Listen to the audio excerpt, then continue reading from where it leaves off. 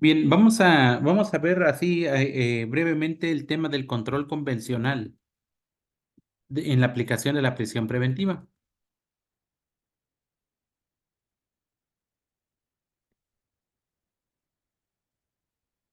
Fíjense que desde el mes de septiembre del 2023 a la fecha, prácticamente no hay fin de semana que no se hable de la prisión preventiva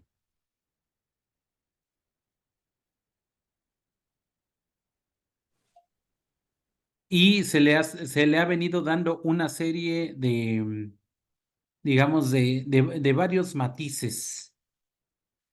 Principalmente porque sabemos que el tema de la prisión preventiva es una cuestión de controversia, principalmente por las características que deba cumplir una medida cautelar.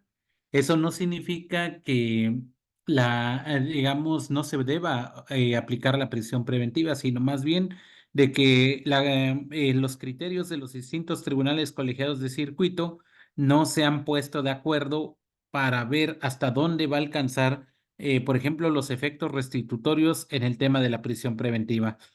Sabemos que, por ejemplo, la región centro-norte, con sede en la Ciudad de México, ellos han estado fallando en el sentido de que se le debe otorgar la suspensión desde la provisional o incluso la definitiva al quejoso para efecto de que haya una fijación de audiencia de revisión de medida cautelar y se pueda aplicar cualquier medida cautelar del catálogo del artículo 155 del Código Nacional de Procedimientos Penales.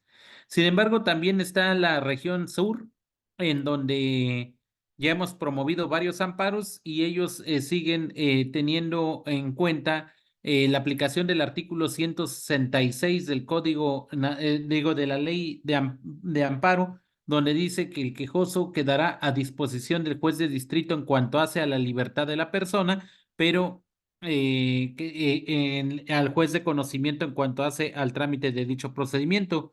Eso y nada es exactamente lo mismo. ¿Por qué? Porque la persona queda privada de su libertad.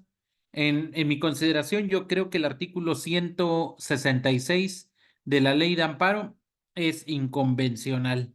Es decir, está atentando en contra de las dos sentencias que hay en contra del Estado mexicano, el Zompaxle Tepigle contra México y el García Rodríguez y Reyes contra México, en donde categóricamente se establecen parámetros objetivos para la imposición de una medida cautelar privativa de libertad, que en este caso es la prisión.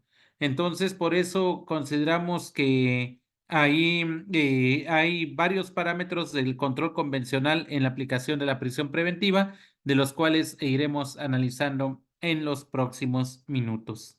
¿Estamos de acuerdo? Bien. Ahora, para poder entender esto, fíjense que en el sistema tradicional teníamos el delito grave y el delito no grave. Sí, es decir, delito grave era prisión y el delito no grave era libertad caucional. Sin embargo, también sabemos que el delito, el delito grave no se podía otorgar la libertad, pero en el delito no grave, si no se garantizaba con la caución, entonces simple y sencillamente no se le otorgaba la libertad a la persona. Sí, es decir, el delito no grave no significaba libertad, sino el delito no grave significa la necesidad de pagar el cumplimiento de una obligación procesal, la posible reparación del daño y la posible multa a imponer. Si se dan esas consideraciones, entonces podríamos hablar de libertad, pero si no se daban esas tres hipótesis, la persona no podía obtener su libertad.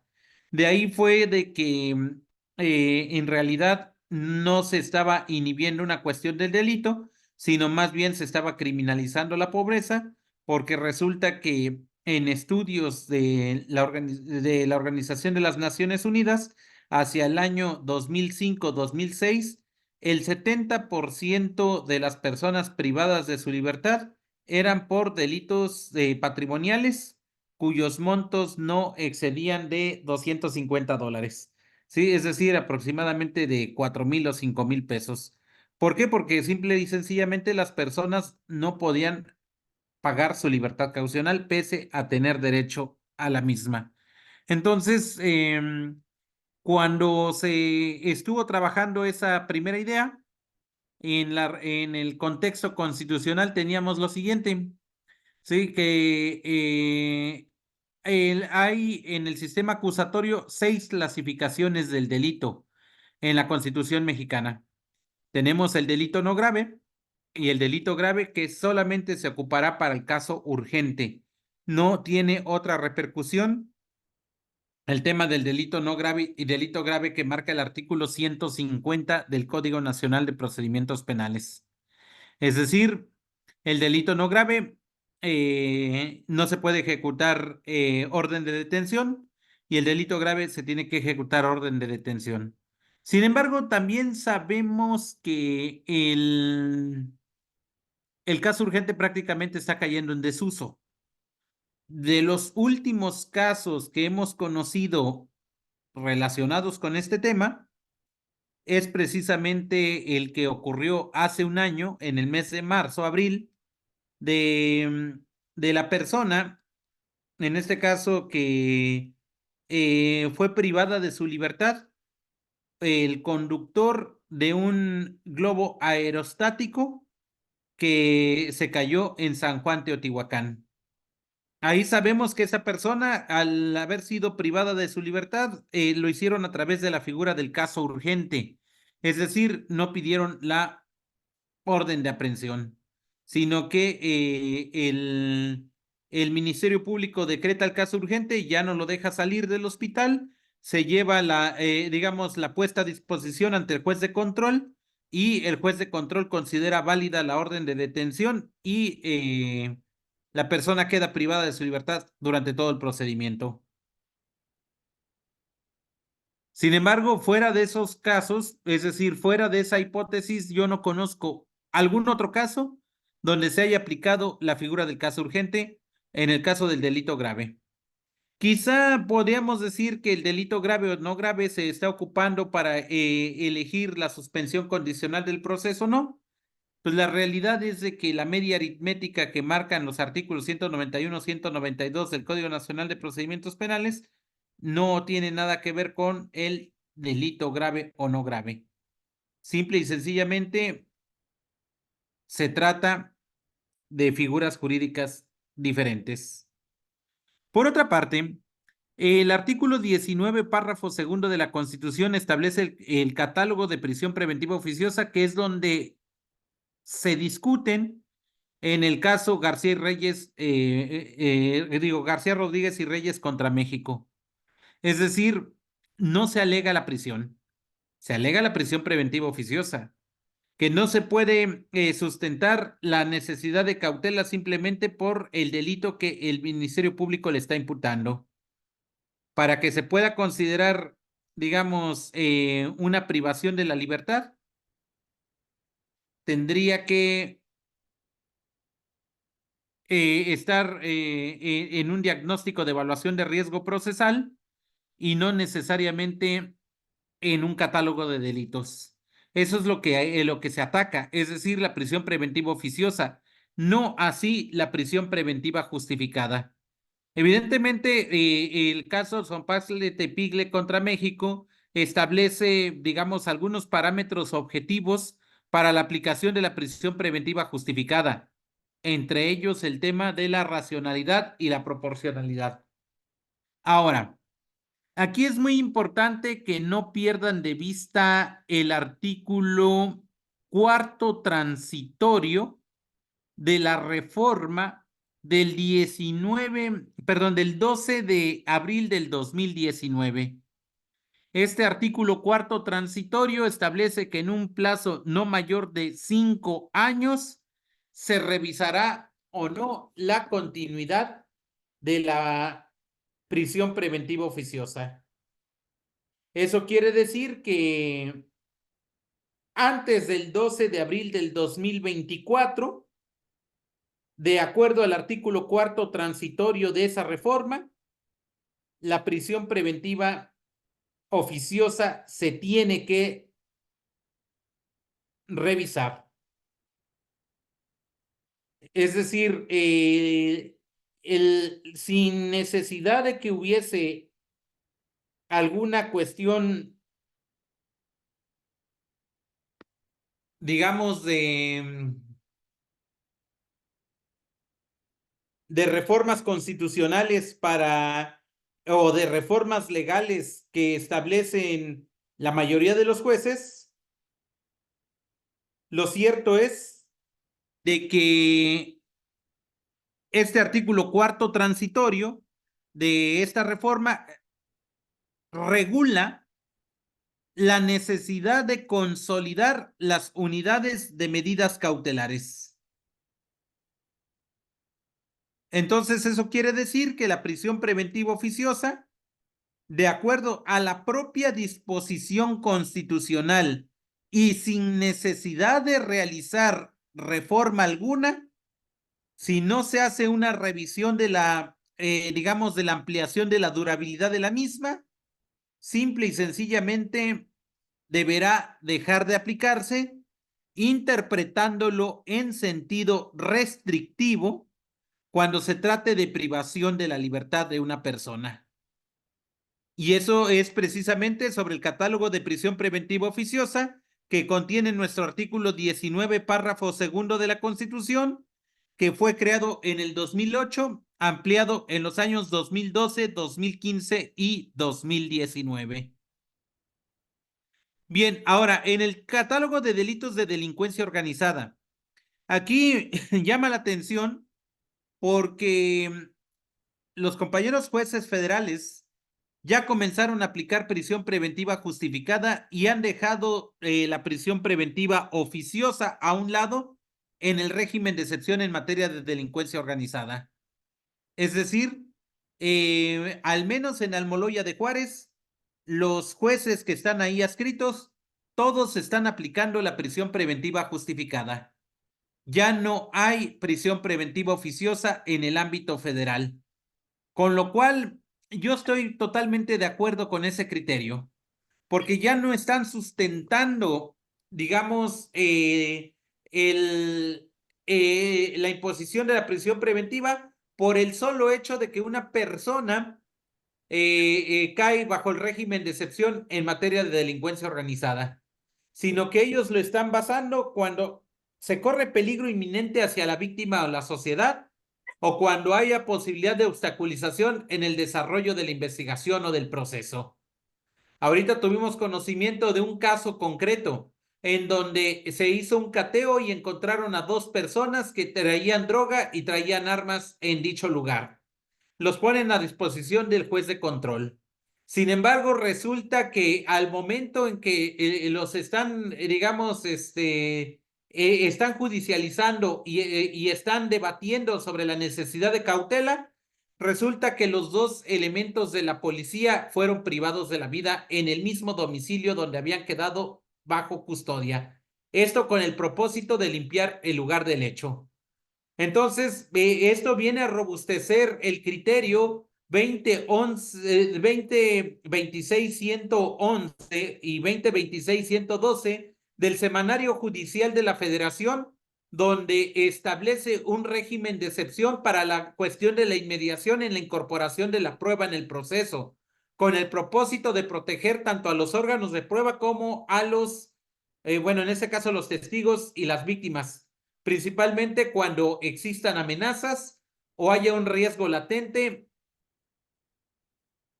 digamos, derivado del desarrollo del propio proceso. Esto está perfectamente justificado como necesidad de cautela. No es necesario probar que se está frente a un régimen de excepción en materia de delincuencia organizada, sino que en los términos de los artículos 2 y 7 de la Ley Federal contra la Delincuencia Organizada, y además tomando en cuenta la Convención de Palermo sobre precisamente la delincuencia transnacional u organizacional, sabemos que el diagnóstico de riesgo procesal no solamente se va a basar en meras apreciaciones, sino más bien en análisis de inteligencia y contrainteligencia. Y por consecuencia, el análisis de, valga la redundancia, del analista criminal o del análisis de contexto que se obtenga en los términos del artículo 14 de la Ley de la Fiscalía General de la República es perfectamente válido para poder sustentar la necesidad de cautela sin que se toque siquiera el catálogo de la prisión preventiva oficiosa.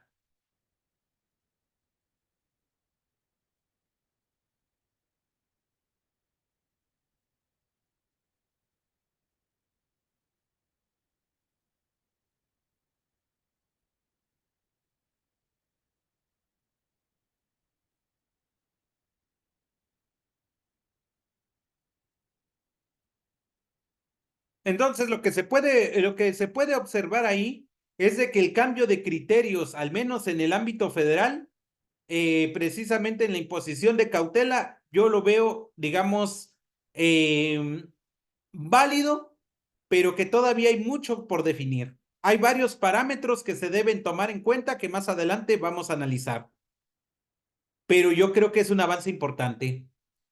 A diferencia de de los criterios que traen muchos tribunales locales.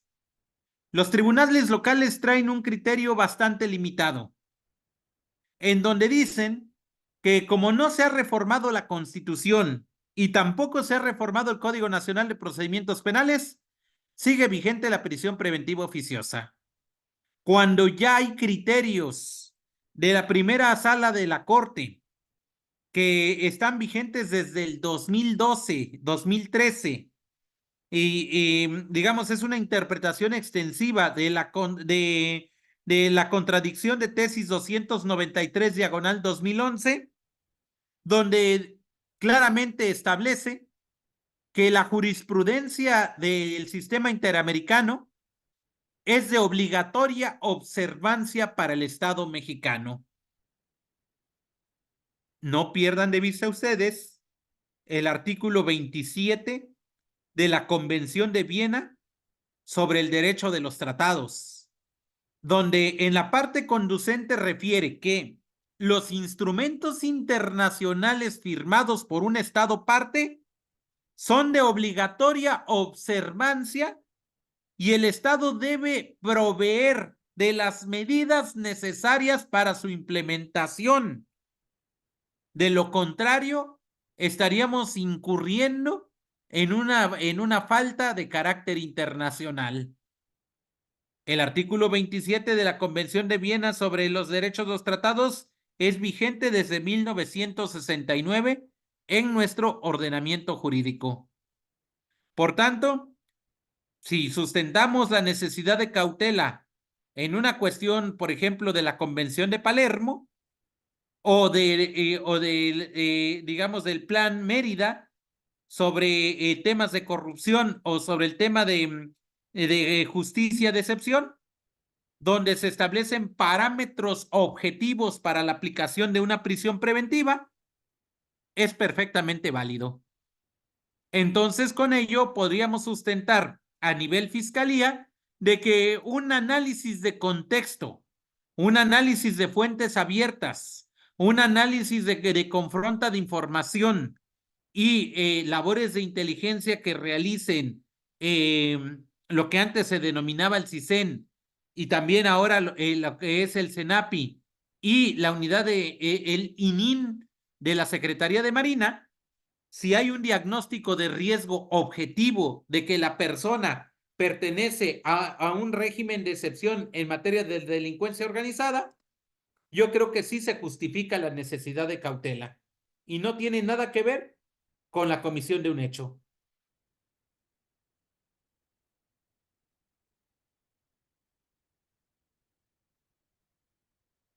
Y claro, en en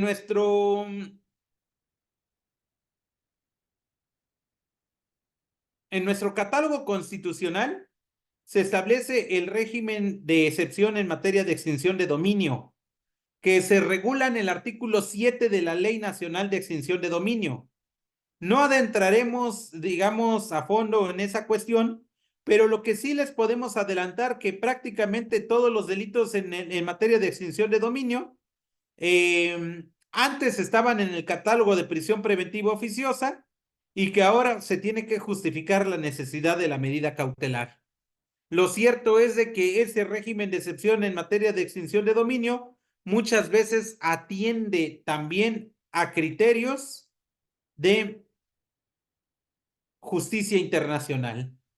Sabemos que la Organización de Estados Americanos ha solicitado a todos los estados parte para que se pueda dar una, digamos, una implementación para el combate principalmente de delitos contra el lavado de dinero, lavado de activos, como es el GAFIT o el GAFILAT. Y uno de esos parámetros es precisamente la extinción de dominio.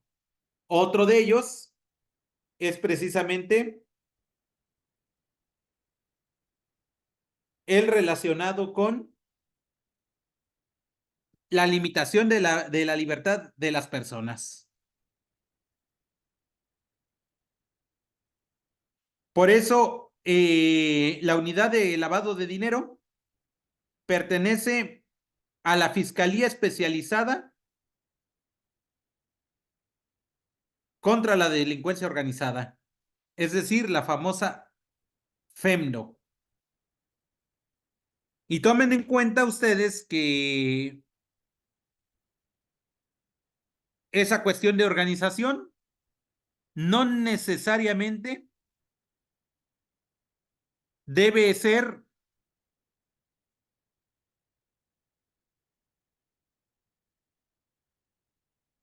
digamos, de consumación, sino que el régimen de excepción en materia de delincuencia organizada son delitos de pertenencia.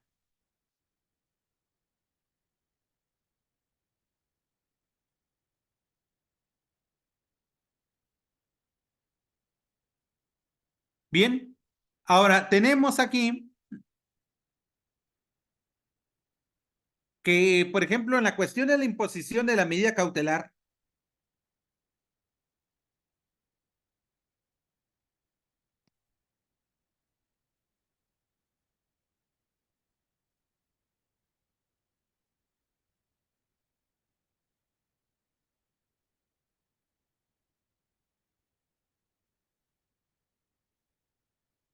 sabemos que el Ministerio Público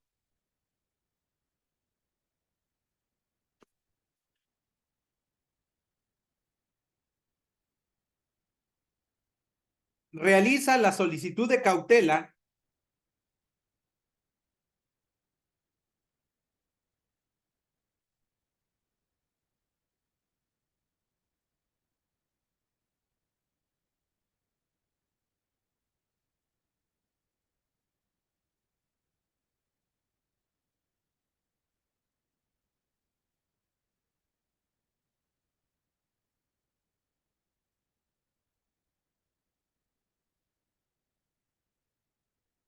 y sabemos que tanto el asesor jurídico puede solicitar la necesidad de cautela, aunque en los términos del artículo 157 del Código Nacional de Procedimientos Penales es una facultad única, exclusiva y soberana del fiscal la solicitud de la prisión preventiva.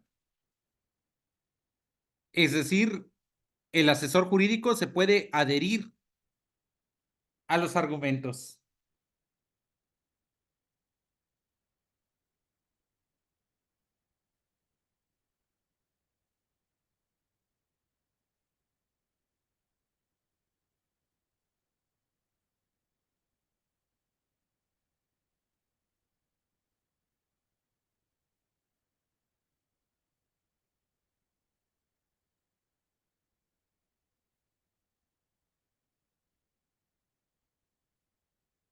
Y claro, la defensa puede aportar datos de prueba en la cuestión de la necesidad de cautela.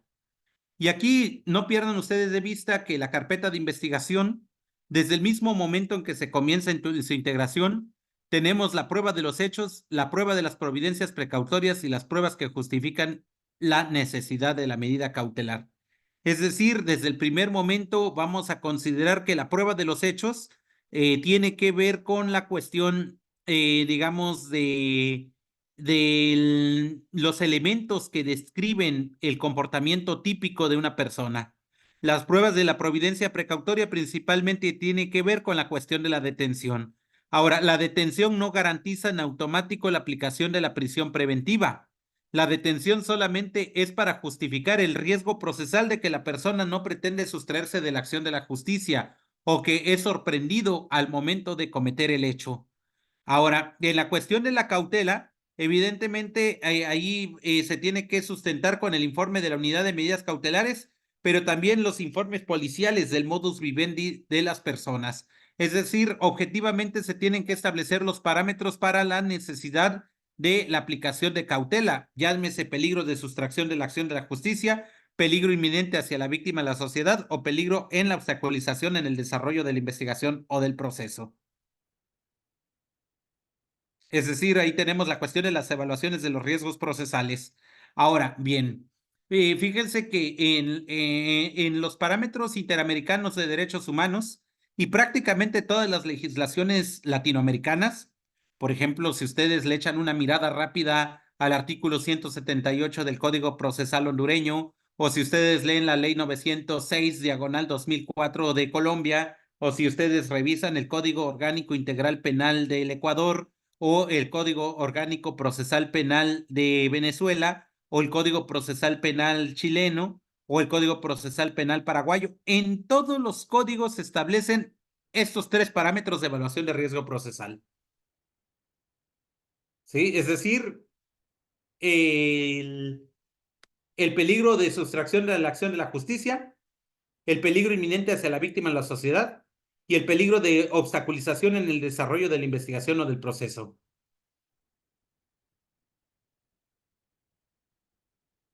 Tiene que ver con la cuestión de la comparecencia de la persona en el proceso.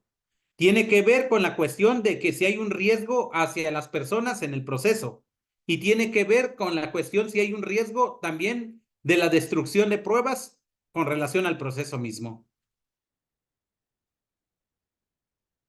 Y claro, en los términos del artículo 168 del Código Nacional de Procedimientos Penales, se establece que, por ejemplo, algunos parámetros objetivos de peligro de sustracción de la acción de la justicia, el arraigo de las personas, la falsedad de datos personales, o el máximo pena a imponer, que eso ya la propia Corte Mexicana ha dicho que es violatorio de la presunción de inocencia, porque sería como una anticipación de culpabilidad.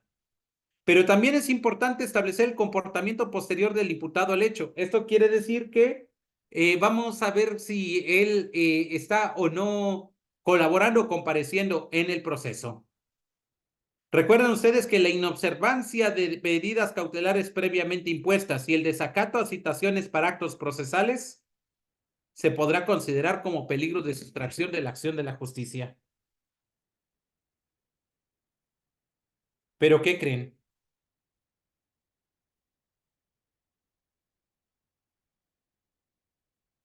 Aquí hay que tener un poco de cuidado, porque se está abusando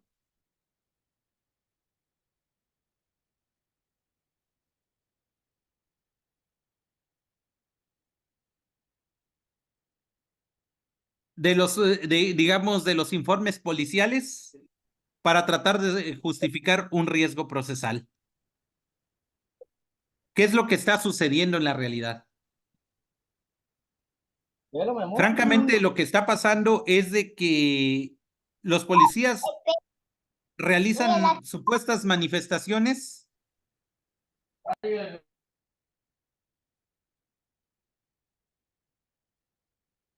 de que la persona no se encuentra en el lugar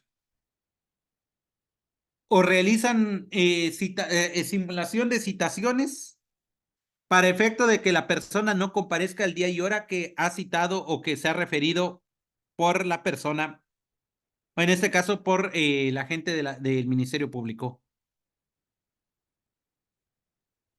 Y este tipo de comportamientos principalmente se ha agudizado en el ámbito de,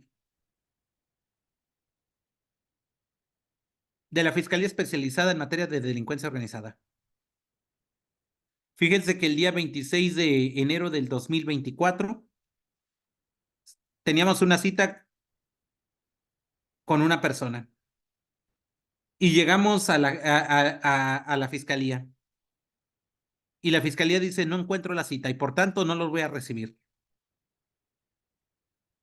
Digamos, una de las personas se retira. Nosotros nos quedamos.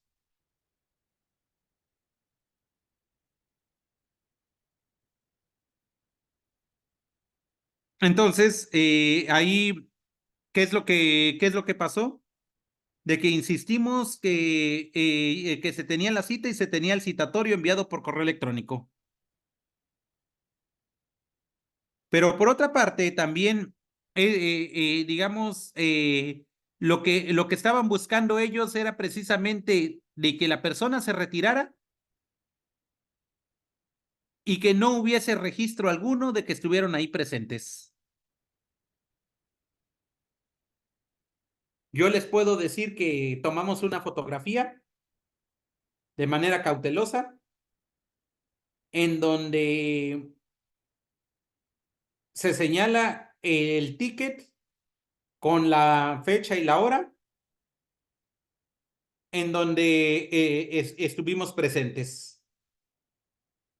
Esto con el propósito de que si eventualmente consideran en los términos del artículo 168, fracción quinta del Código Nacional de Procedimientos Penales, de que no comparecieron el día y hora en que habían sido citados por el agente del Ministerio Público, haya registro de que efectivamente sí hubo dicha comparecencia y que el propio fiscal está realizando actos tendientes para que el gobernado caiga en el error.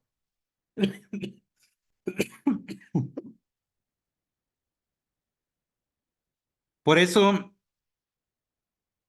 en la mayoría de casos ahora, para poder justificar esa cuestión de riesgo procesal, están induciendo a que los propios gobernados caigan en desacato de citaciones para actos procesales. Y con eso ellos puedan justificar la necesidad de la medida cautelar. Bien, ahora, fíjense que también hay una cuestión de obstaculización en el desarrollo de la investigación o del proceso. Ahí nosotros establecemos objetivamente cuando una persona destruye, modifica, oculta o falsifica elementos de prueba. O cuando influye que coimputados, peritos o testigos informen falsamente o se manifiesten en resistencia.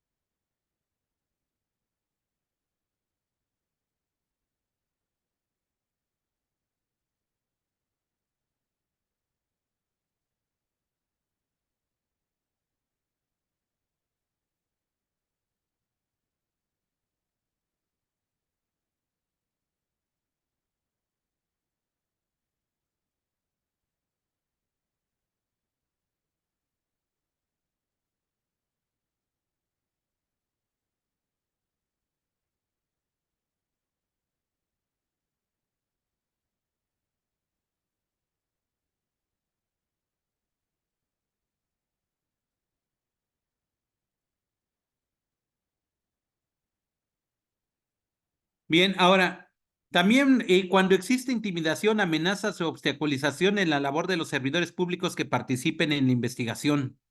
Sabemos que cuando existe cualquier acto que tenga que ver con, digamos, afectar a los servidores públicos, a los policías o a los peritos o a los analistas criminales que tengan que ver con la cuestión de la investigación del hecho y son amenazadas o incluso hay ocasiones que las privan de la vida o de la libertad o que los amedrentan para que no entren a determinado lugar o que se oponen, digamos, a la realización de alguna diligencia de investigación. Entonces están obstaculizando la labor de los servidores públicos que participen en dicha investigación. pero también debemos tomar en cuenta la influencia sobre terceros. Ahora ya, por ejemplo, tenemos un caso concreto en una persona que es acusada de abuso sexual. Sin embargo, el argumento de la jueza de control no es la prisión preventiva oficiosa. El argumento de la jueza de control al imponer la prisión preventiva justificada es de que la persona, como está ejerciendo actos de visitas y convivencias, evidentemente puede influir sobre la víctima. Es decir, la víctima no tiene la capacidad para comprender el significado del hecho o puede influir sobre, digamos, sobre algunos órganos de prueba para que no se, digo, para que se obstaculice la investigación o el proceso mismo. Y por tanto, es necesario que la persona se encuentre privada de su libertad. Fíjense que ahora también influye mucho la cuestión de las redes sociales. Las personas que acostumbran a publicar todo en redes sociales, principalmente de sus problemas personales, también pueden influir en el ánimo del proceso. Por eso consideramos que debe existir, digamos, una limitación en el manejo de la información, principalmente cuando hay difusión en fuentes abiertas, específicamente en el campo de las redes sociales. Bien, ahora, también existe riesgo para la víctima, ofendido, testigos o la comunidad. Para ello, el artículo 137 del Código Nacional de Procedimientos Penales establece las medidas de protección, pero no solamente eso. En los artículos 34 ter y 34 cater de la Ley General de las Mujeres al Acceso a una Vida Libre de Violencia establece medidas de protección. La Ley General de Víctimas establece las medidas de protección. La Ley General para prevenir y sancionar los delitos en materia de secuestro establece medidas de protección. La Ley de Antitrata, la Ley Antitortura, la Ley de Desaparición Forzada de Personas también contemplan medidas de protección. Todas ellas se pueden dividir en medidas de protección preventivas de emergencia de naturaleza civil.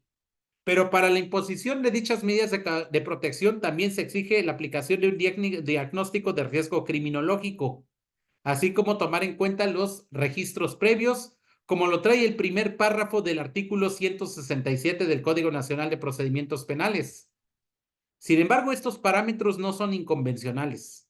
Estos parámetros son objetivos y son tangibles, siempre y cuando se sustenten de elementos probatorios y no solamente con meras entrevistas de los evaluadores de riesgo procesal. Es decir, se le está dando prioridad a las entrevistas más que a la incorporación de prueba en el proceso.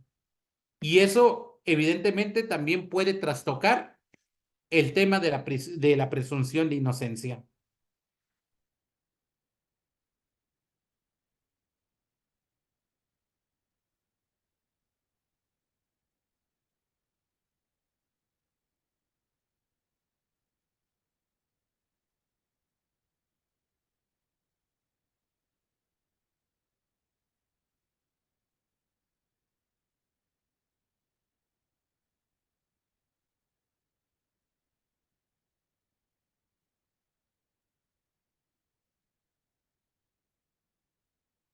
Bien, ahora, aquí, por ejemplo, tenemos un caso concreto. Una persona es vinculada a proceso por abuso sexual a niña, agravado en razón de parentesco, consumado instantáneamente por el autor directo en forma de acción dolosa. Recuerden ustedes que ya no se ocupa la palabra menor. Desde mayo del 2023, más bien dicho del 2022, salió un criterio de tribunales colegiados de circuito donde la palabra menor es estigmatizante. Ahora se debe llamar niño, niña o adolescente, ya de manera general. Entonces ya no es corrupción de menores, es corrupción de niñas, niños o adolescentes. Ya no es abuso sexual de menores, es abuso sexual en contra de niño, niña o adolescente. Entonces por eso, por esa razón es de que se ha puesto así. Una persona es vinculada a proceso por abuso sexual a una niña, agravado en razón de parentesco porque era su padre, consumado instantáneamente por el autor directo en forma de acción dolosa. Que en los términos del artículo 141 del Código Nacional de Procedimientos Penales tenemos el tipo penal de que se trata, el grado de ejecución, la forma de intervención y la naturaleza de la conducta. En este caso se impuso medida cautelar de no acercarse a la víctima y la suspensión de visitas y convivencias. La jueza de control no consideró la aplicación de la prisión preventiva. Claro, la persona es de origen israelí, pero cuenta con residencia permanente en México. Entonces, durante todo el proceso no hubo ningún problema. Pero cuando se estaba llevando a cabo el juicio oral,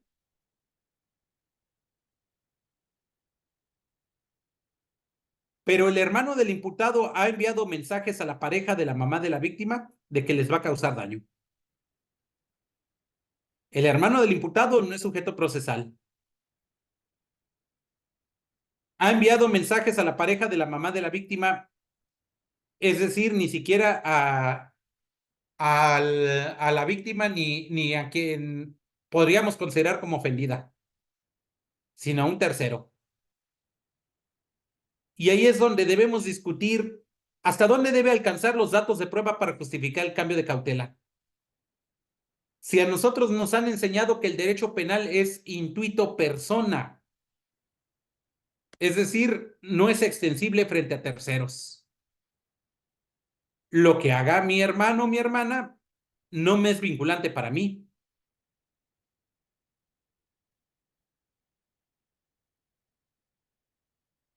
Pero también, si amenazan a una persona que no tiene ninguna relación o vínculo con la niña, es de discutirse. Aquí tenemos algunos parámetros que es importante que tomen ustedes en cuenta. Ahorita regresamos a la cuestión de la diferencia entre la prisión preventiva oficiosa y la prisión preventiva justificada. Pero, por ejemplo, aquí tenemos, en este caso, que las amenazas son del hermano, no son del imputado.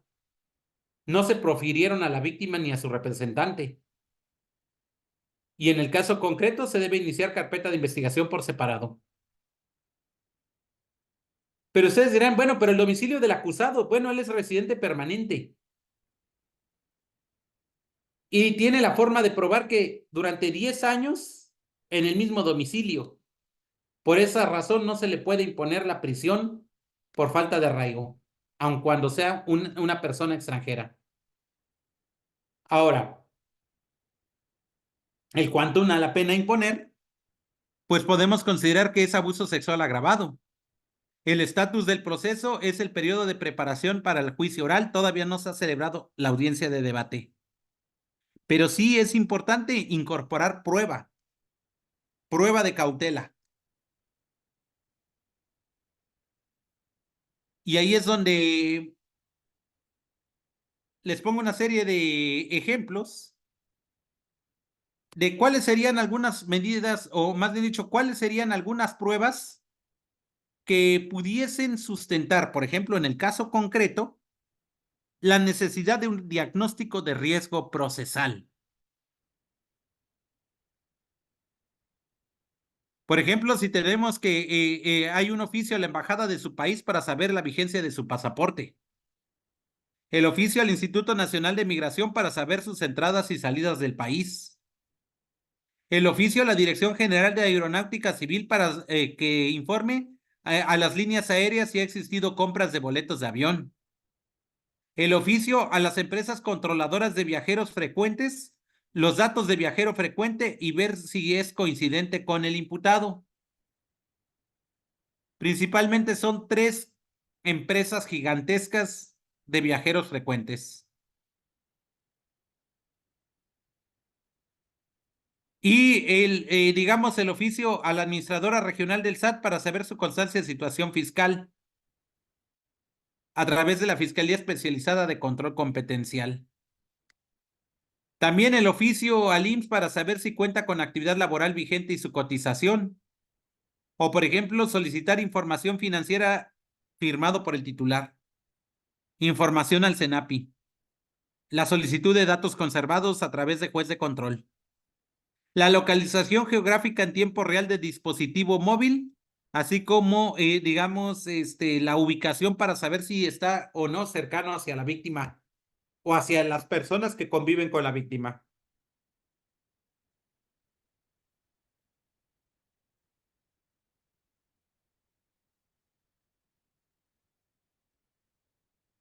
Y claro, ahí tenemos también que debemos identificar los mecanismos de comunicación del acusado, porque el acusado solamente da su teléfono celular, da sus redes sociales, pero no tiene, digamos, otra forma de comunicación. O si la tuviese, no la declara. Entonces, digamos, no solamente la policía, sino cualquier analista criminal puede apoyar a las personas,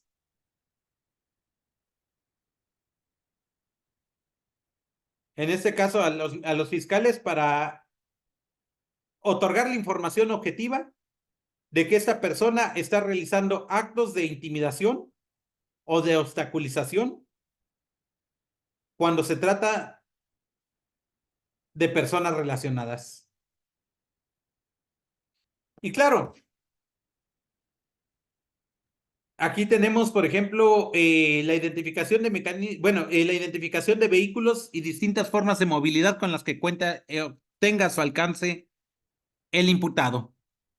Fíjense que ahora es muy importante que aquellas personas que utilizan plataformas como Andriver, eh, Bolt, Cabify, Uber o Didi, quedan registrados los mapas en donde está la trayectoria del imputado.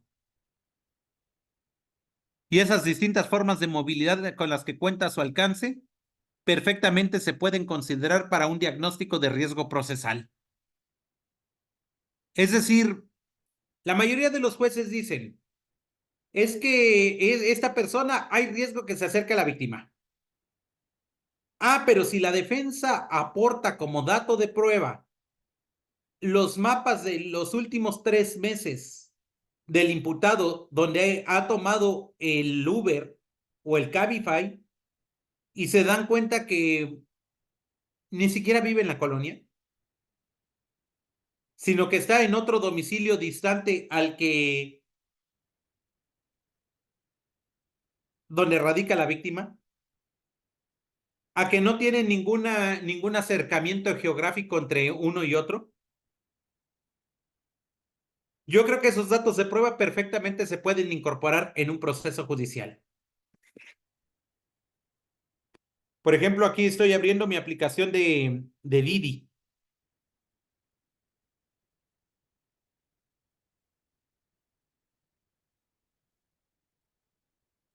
Y aquí en la aplicación de Didi hay un lugar que dice mis viajes.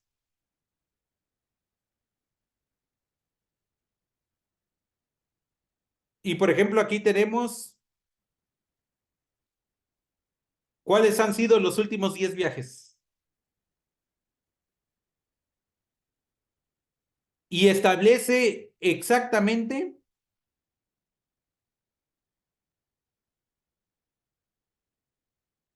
el punto de origen y el punto de destino del viaje.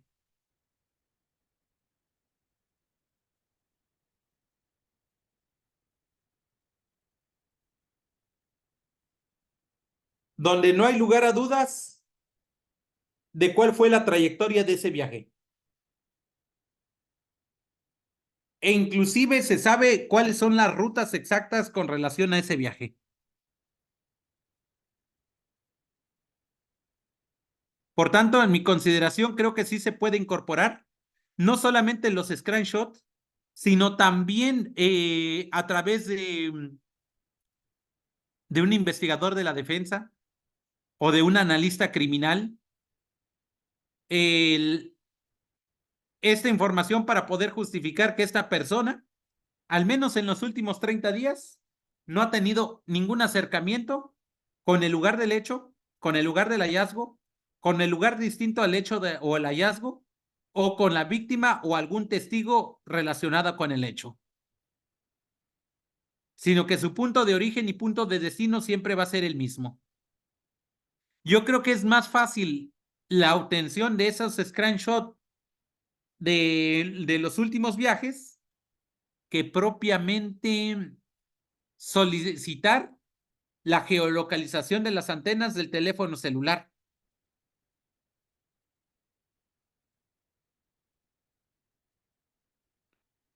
Y claro, también deben tomar en cuenta que se deben girar oficios a las notarías para ver si cuenta o no con delegación de poderes.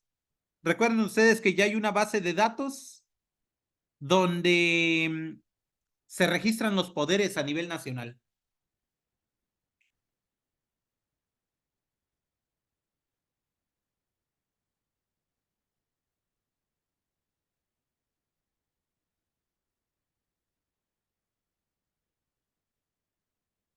Que precisamente se llama Registro General de Poderes.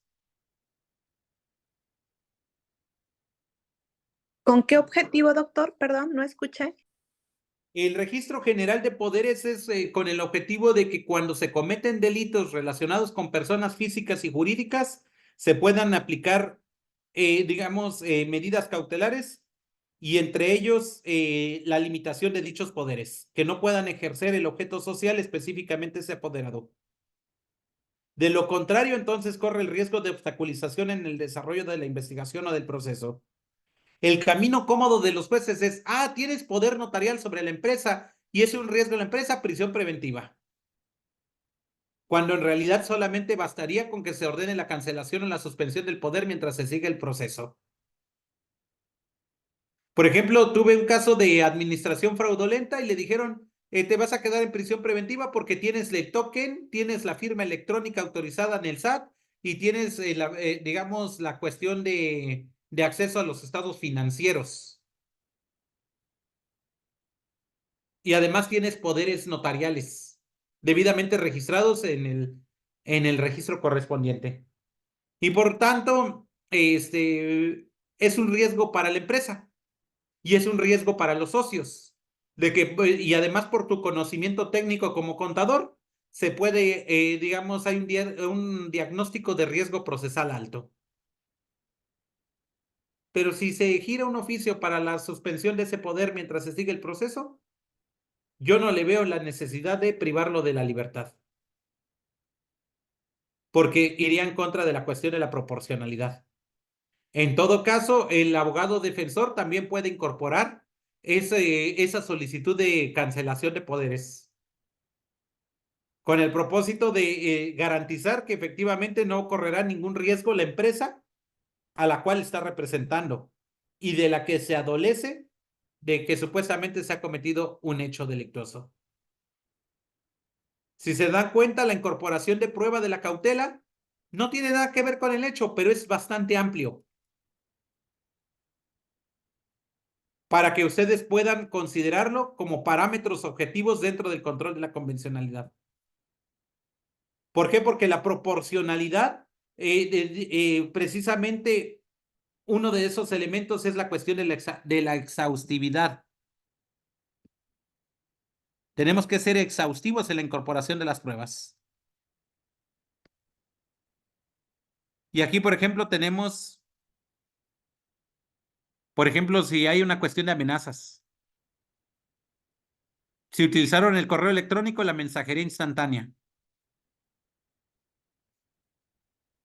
Ahora ya se está ocupando la mensajería instantánea de una sola vista. Pero también se puede ver la extracción de la información de manera digital. Se puede incorporar peritajes en informática para establecer si es auténtica o no la información. O en su caso, la relación de la persona que amenaza con el acusado para ver si pueden tener vínculos de comunicación. O el idioma en que se realizó el mensaje para realizar la traducción correspondiente por perito oficial. Hay veces que las amenazas se dan en otro idioma. Pero en el caso que les puse del israelí, también, por ejemplo, Hay que tomar en cuenta la entrevista al órgano de prueba para que justifique la relación amenazado-víctima.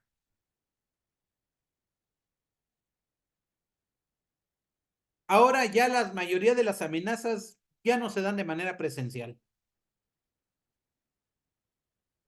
Yo les puedo decir que la comunicación entre las personas en gran medida es de carácter virtual.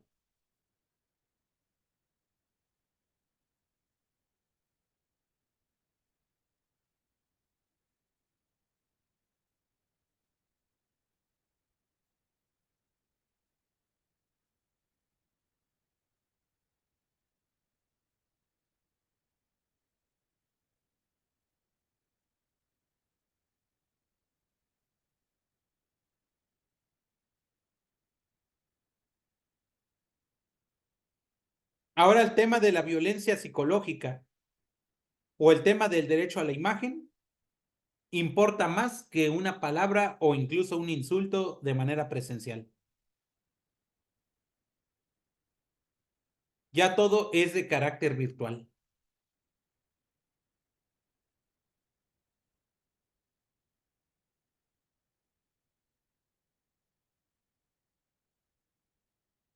Por eso es muy importante establecer hasta dónde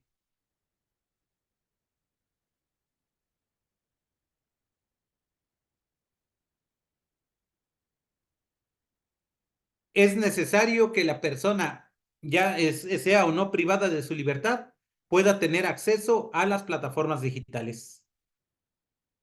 Sabemos que las personas, aun cuando estén privadas de su libertad, siguen teniendo acceso a la telefonía. Entonces, la privación de la libertad no es garantía de que la persona no pueda cometer amenazas.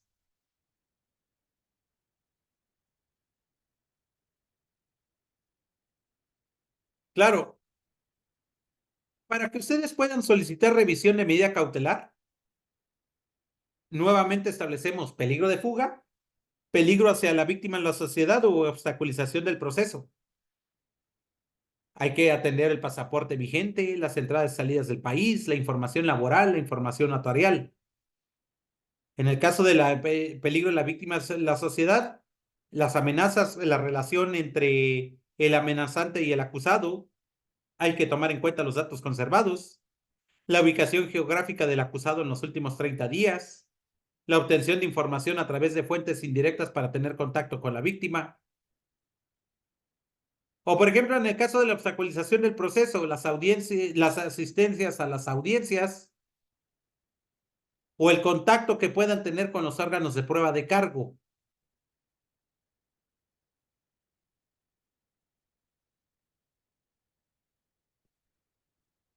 Entonces, ahí tenemos, por ejemplo, la utilización de fuentes abiertas, que son bastantes,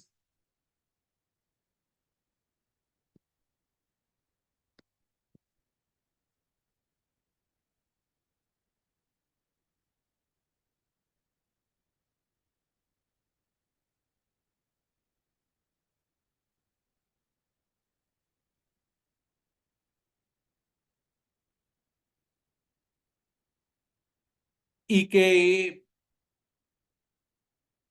todos ellos tienen que ver también con una cuestión de diagnósticos de riesgos procesales.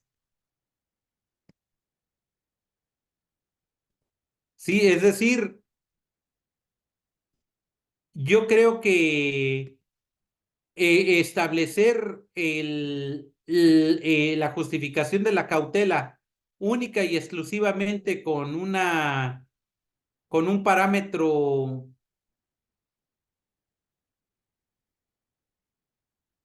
digamos,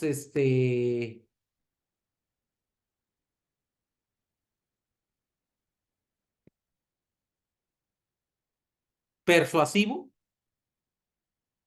no se cumple con la cuestión de la proporcionalidad que marca la sentencia de García y Reyes, García Rodríguez y Reyes contra México. ¿Por qué? Porque se tiene que hacer el análisis de todas las medidas cautelares y justificar por qué ninguna de las 13 anteriores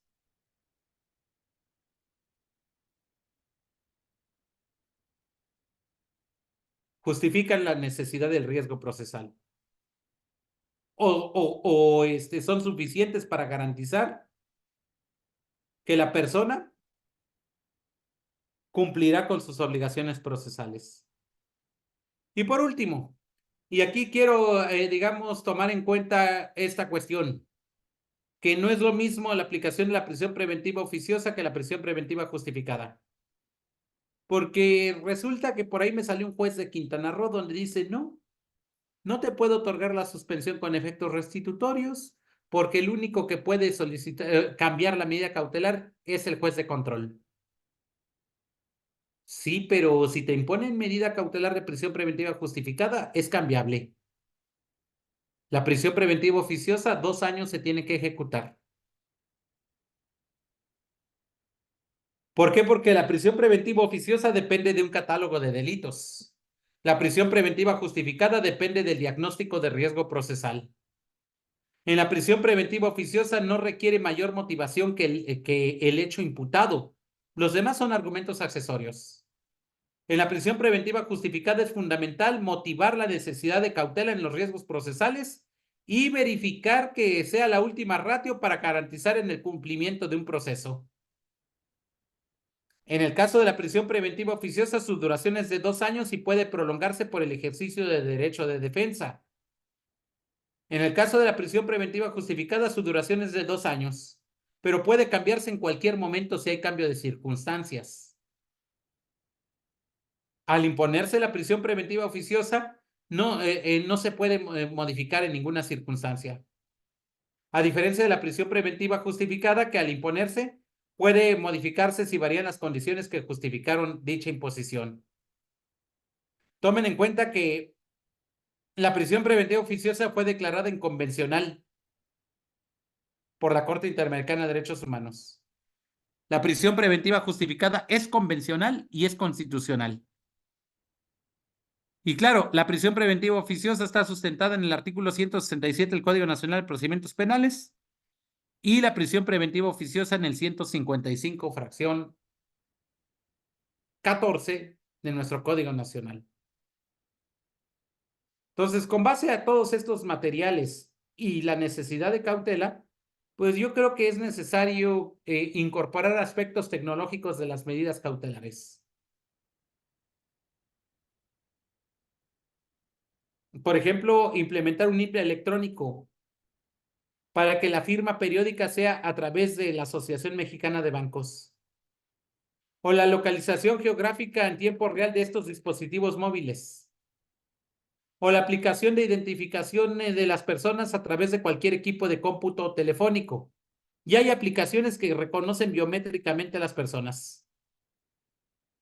O la firma periódica a través de la FIREL, eFirma o FEGEM. Y claro, podemos tener cámaras de seguridad con grabación de voz, sensores de movimiento y sensores biométricos. Es decir, por ejemplo, es mucho más accesible comprar cámaras de seguridad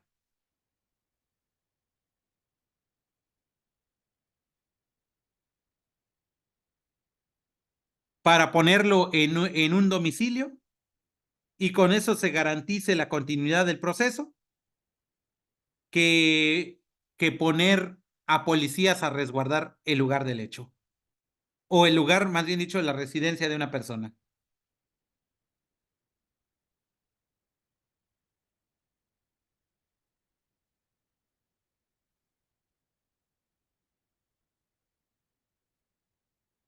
Bien, entonces eso quiere decir que, en conclusión, ¿es posible la aplicación de la prisión preventiva sin que sea oficiosa, aún en delitos de delincuencia organizada? La respuesta es sí, sí es posible. ¿Es posible que se cumpla con los temas de test de proporcionalidad en la aplicación de una medida cautelar a través de análisis de contexto establecido por las unidades de inteligencia? Yo creo que también es posible. ¿Es posible incorporar pruebas digitales para justificar la necesidad o no necesidad de cautela? Yo creo que también es totalmente viable. ¿Será posible que se pueda aplicar las medidas cautelares, digamos, basadas en diagnósticos de riesgos a través de esquemas tecnológicos? Yo creo que sí. Ahora, las plataformas digitales van a jugar un papel importante para poder sustentar la necesidad de un riesgo procesal, con mayor razón, porque ahora los riesgos procesales no se dan por una interacción directa de las personas, sino que ya prácticamente se está mutando a una interacción digital de dichas personas. Les puedo asegurar de que la mayoría de las personas ya no conviven de manera presencial, sino que ya la tendencia es la convivencia digital. Y por tanto, es necesario entrar a los derechos digitales y yo creo que al menos no se ha sustentado en gran medida la cuestión de los derechos de acceso a la justicia digital y precisamente el acceso a las medidas cautelares digitales que vienen a ser como un punto de atenuación para que no se abuse de la prisión preventiva simplemente por automático, sin un tema de racionalidad en los medios empleados para la discusión o debate y desde luego las conclusiones a las que puedan llegar los órganos jurisdiccionales. ¿Sí? Es decir, hay mucho que trabajar, compañeros. No solamente es oponerse a la prisión preventiva oficiosa con los criterios internacionales o ahora con los criterios jurisprudenciales que de septiembre a febrero han salido bastantes, sino que ahora es necesario innovar y podemos solicitar la aplicación de uso de las tecnologías en la necesidad de cautela. No sé si tengan alguna pregunta, algún comentario. Muchísimas gracias.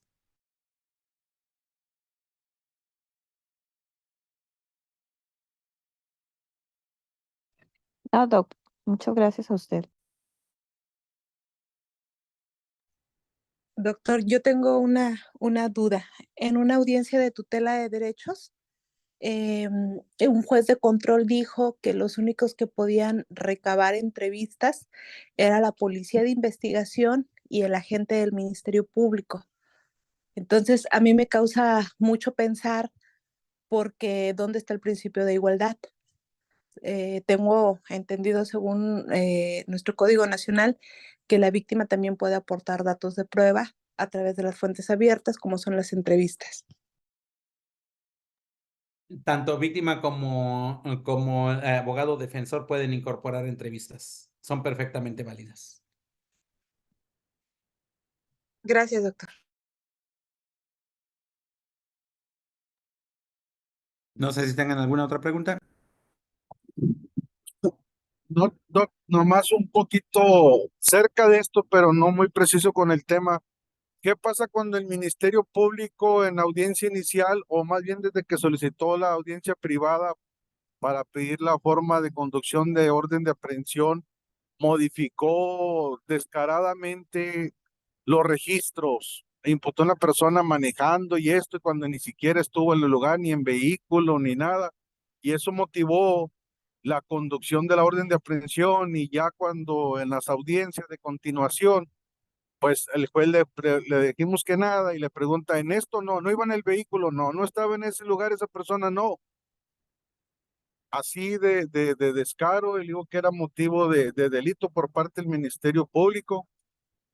Y luego el juez buscó, en aquel que lo invité, y modificó, le corrigió aparte la plana. Ya ve que tiene la facultad de la de clasificación del tipo, pero siento yo que ya había efecto corruptor, todo lo hice valer y ahorita tengo amparo indirecto. Pero el hecho que yo recuerdo que haber trabajado con usted, desde que se registre por mucho menos, desde que se adultere un registro por mucho menos, ahora con esa dimensión que generó la forma de conducción, ¿cuál es su pensamiento? En mi consideración, creo que hay fraude procesal. Totalmente. Y luego lo vinculó, yo siento que hay efecto de corrupción, de efecto de corruptor, no, Doc, Bueno, porque necesitaría conocer el caso concreto No, sí, estoy de acuerdo a los consciente. registros que tengan, pero de entrada yo te podría decir que sí. Sí, yo también sí se los voy a mandar, es el que le había hablado, pero como estaba en Torreón y no tenía yo, pero ya tengo la memoria y todo eso, y ahí se lo mando con todo gusto. Listo, pues gracias, Nirvado. Ahí te damos el apoyo técnico. Gracias, es un gusto enorme saludarlos, a ver qué es bien. Saludos a todos, bendiciones y nos vemos pronto. Gracias. No sé si tengan alguna otra duda, si no, pues muchísimas gracias por su participación y asistencia y estamos a sus órdenes. Gracias, descansen. Hijo. Gracias, que Gracias, Dios los Nick. bendiga. Gracias, doctor. Buenas tardes.